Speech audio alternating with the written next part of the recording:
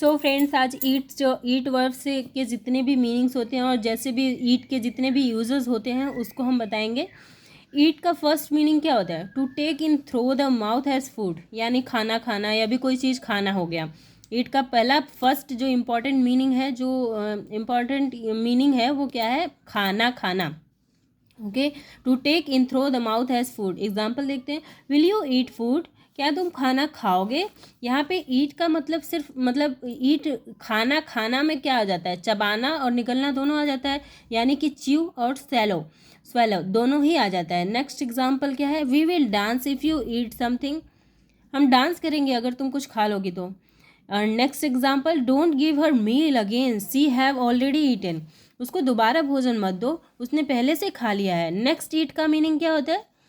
To destroy, consume और waste, कोई भी चीज़ को नष्ट कर देना, यानी कि जैसे कीड़े मकोड़े अच्छा कुछ लकड़ी खा गए, यानी कि छोटे छोटे कीड़े होते हैं जो लकड़ियाँ खा जाते हैं, तो उसके लिए हम बोल सकते हैं कि यार ये जो कीड़े हैं ना, ये लकड़ियाँ पूरी तरह खा जाते हैं, तो यहाँ पे ईट का यूज कर सकते हैं। हालांकि इसकी जगह डिस्ट्रॉय, कंज्यूम और वेस्ट का यूज कर सकते हैं, बट हम चूंकि ईट वर्ब का यूज बता रहे हैं तो हम ईट का यूज करेंगे। ओके, एग्जाम्पल देखते हैं, this schedule ate up times, ये जो शेड्यूल है वो पूरा समय बर्बाद कर देता है।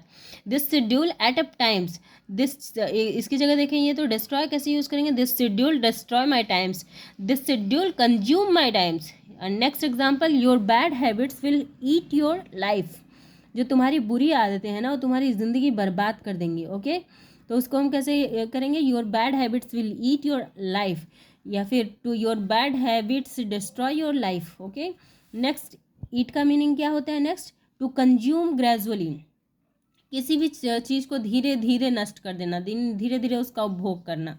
जैसे your teeth eaten away by germs, your teeth eaten away by germs, तुम्हारे तुम्हारे दांत जो है ना जर्म्स द्वारा खा लिए जाएंगे, तुम्हारे दांत जो है धीरे धीरे जर्म्स खा जाएंगे। उसको हम कैसे बोलेंगे? Your teeth eaten away by germs, क्योंकि दांत जो है एक साथ तो खा लिया नहीं जाएगा, कीड़े मकोड़े जो हैं धीरे धीरे नोच नोच के खाना शुरू करेंगे टीथ को, तो उसको हम कैसे बोलेंगे? Your teeth eaten away by germs.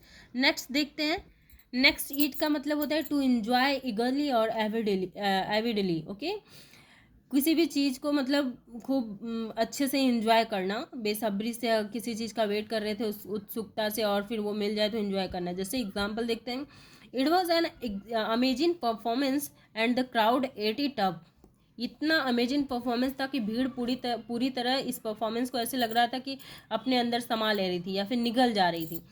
Okay, so eat related different जितने भी मीनिंग होते हैं वो हमने बता दिए। क्या क्या मीनिंग होते हैं? ईट का फर्स्ट मीनिंग होता है खाना, दूसरा हो गया कंज्यूम करना, किसी भी चीज़ को धीरे धीरे कंज्यूम करना।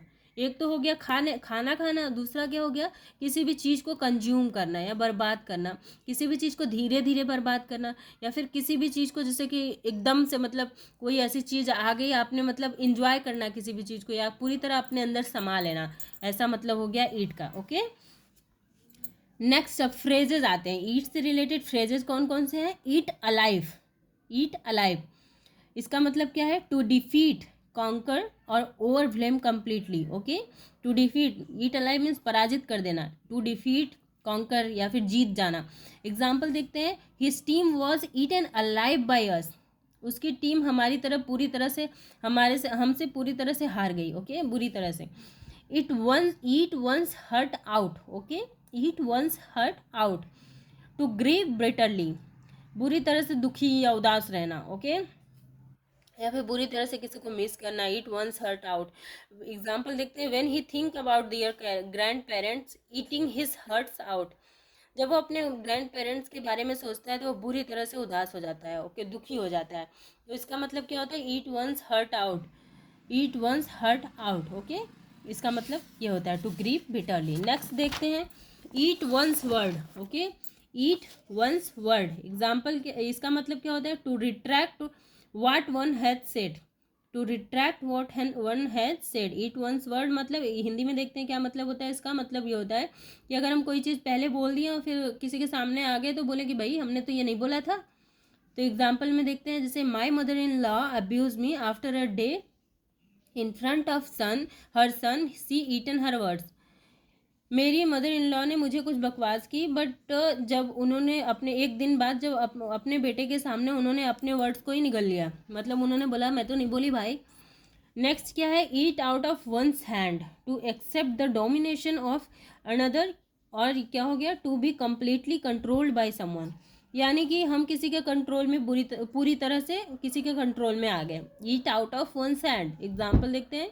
When teacher came in classroom, she had the kids eating out of her hand.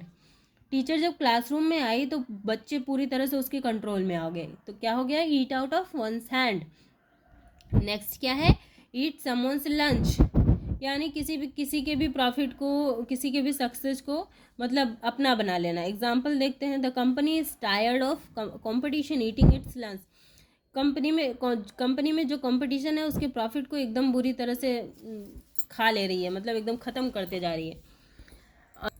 Next है जो डेली यूजेज रिलेटेड, ईट से रिलेटेड जो सेंटेंसेस आते हैं डेली यूज में, जो हम करते हैं, यूज़ करते हैं, देखते हैं। फर्स्ट, डिड यू हैव मील, क्या तुमने खाना खा लिया।